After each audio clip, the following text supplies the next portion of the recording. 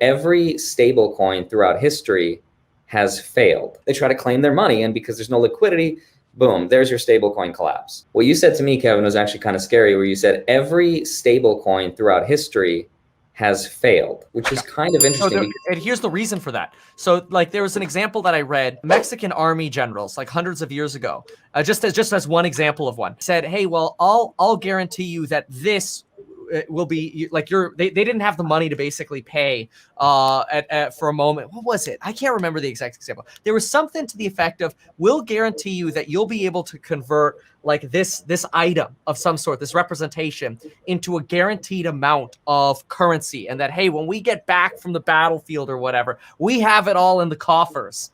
But the problem is, then people start, and this is really the future thing that becomes more important rather than this specific example. What becomes more important is what happened in that scenario is exactly what started happening with every stablecoin in history. As soon as somebody creates a stablecoin, whether it's an eraser or an IOU of some form, they're like, I will peg the value of this eraser to $1. The person who takes the trust is the person who's guaranteeing that, whether it's BlockFi or it's Voyage or it's me with this eraser. And as soon as that trust breaks down, the whole thing collapses. And the reason the trust usually always fails, and the coins have always failed in the past, is because people start lending them.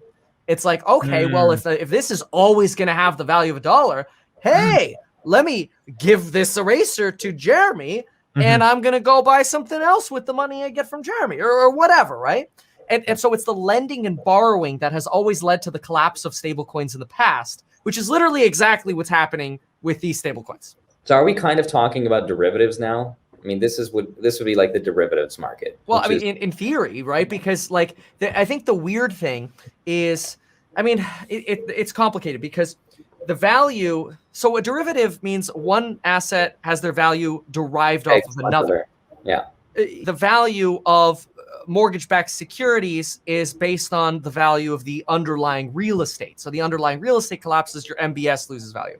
So just an example there. The problem here with this lending thing is if I deposit $100 to Gemini and then they lend out my 100 GUSD, I look at my account, I'm like, I got 100 GUSD in my account. I feel like I have that 100 GUSD. So it's kind of like giving a loan, but I'm not actually giving anything, which is weird.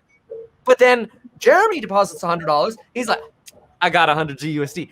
Everybody feels like they have 100 GUSD, but nobody actually does. So off that $100, you're creating a balance sheet that says 200, 300 GUSD. It's like, you have no idea what the real actual thing is. And the only thing that's scary versus banks, like Graham was saying, is that with crypto, it's so volatile that you have all these new investors that they have no idea what to do. So they run on the bank, essentially. They run on BlockFi, and then they try to claim their money. And because there's no liquidity, boom, there's your stablecoin collapse.